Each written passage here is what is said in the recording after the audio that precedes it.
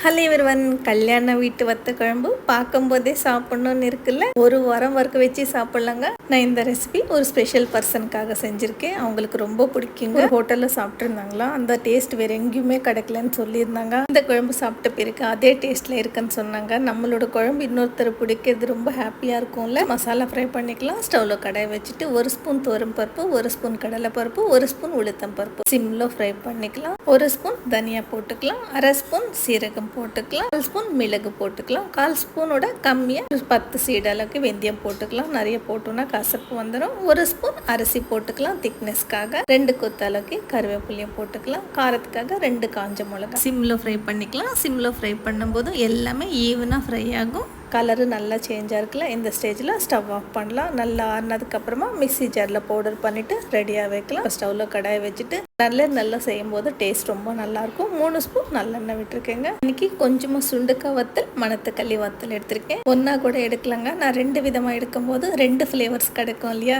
அதனால 2 எடுத்திருக்கேங்க. சிம்மில் ஃப்ரை பண்ணிக்கலாம். நல்லா ஃப்ரை ஆனதுக்கப்புறமா பிளேட்டுக்கு மாற்றிடலாம். இப்போ அதே கடாயில் தாளிக்கிறதுக்காக 1/2 ஸ்பூன் கடுகு போட்டுக்கலாம். கொஞ்சமாக வெந்தயம் போட்டுக்கலாம். 2 கொத்து கருவேப்பிலையும் போட்டுக்கலாம். கடுகு பொரிஞ்சதுக்கப்புறமா 15 பல் பூண்டு போட்டுக்கலாம். பூண்டு கொஞ்சம் ஃப்ரை ஆனதுக்கப்புறமா 20 சின்ன வெங்காயம் தோலை உரிச்சு வச்சுருக்கேன். வெங்காயம் போட்டுக்கலாம். குழம்புல பூண்டு வெங்காயம் ஃப்ளேவர் ரொம்ப நல்லாயிருக்கும். வெங்காயம் நல்லா டிரான்ஸ்பரண்ட் ஆனதுக்கப்புறமா 1/4 ஸ்பூன் மஞ்சத்தூள் போட்டுக்கலாம். வீட்டில் அரைச்ச சாம்பார் பொடி 1 ஸ்பூன் அளவுக்கு போட்டிருக்கேங்க. நீங்கள் உங்கள் காரத்துக்கு அட்ஜஸ்ட் பண்ணிக்கோங்க. 1 ஸ்பூன் சால்ட் போட்டுக்கலாம். நம்ம ஃப்ரை பண்ணி வத்த குழம்பு மசாலா அரைச்சிருந்தோம் இல்லையா, மசாலா 2 ஸ்பூன் அளவுக்கு போட்டுக்கலாங்க. ஒரு வாட்டி நல்லா மிக்ஸ் பண்ணிக்கலாம். 30 செகண்ட்ஸ் மட்டும் ஃப்ரை ஆகிட்டோம். லெமன் சைஸ் அளவுக்கு புளி ஊற வச்சுருக்கேங்க. அந்த புளி கரைச்சதுக்கப்புறமா 1/2 கப் அளவுக்கு நம்ம குழம்புல ஊற்றிக்கலாம். ஒரு வாட்டி நல்லா மிக்ஸ் பண்ணிக்கலாம். சால்ட்டு கம்மியாக இருந்தால் அட்ஜஸ்ட் பண்ணிக்கலாம். 1/2 ஸ்பூன் நாட்டு சக்கரை போட்டுக்கலாம். புளி குழம்புல நாட்டு சக்கரை டேஸ்ட்டு சமப்படுத்தும். இப்போ லிக்விடாக தான் இருக்குங்க. 10 to 15 மினிட்ஸ் நல்லா கொதிச்சதுக்கப்புறமா நம்ம மசாலா எல்லாம் ஆட் பண்ணியிருக்கோம்ல, அரிசி போட்டதுனால குழம்பு நல்லா திக்காகும். பாருங்கள், நல்லா திக்காயிட்டு எண்ணெய் எல்லாம் பிரிஞ்சு சூப்பராக இருக்குல்ல. நம்ம ஃப்ரை பண்ண வத்தல் போட்டுக்கலாம். கொஞ்சமாக கொத்தமல்லி போட்டுக்கலாம். அவ்வளோதாங்க, டேஸ்டி வீடே மணக்கிற கல்யாண வீட்டுக்கு வத்த குழம்பு ரெடி.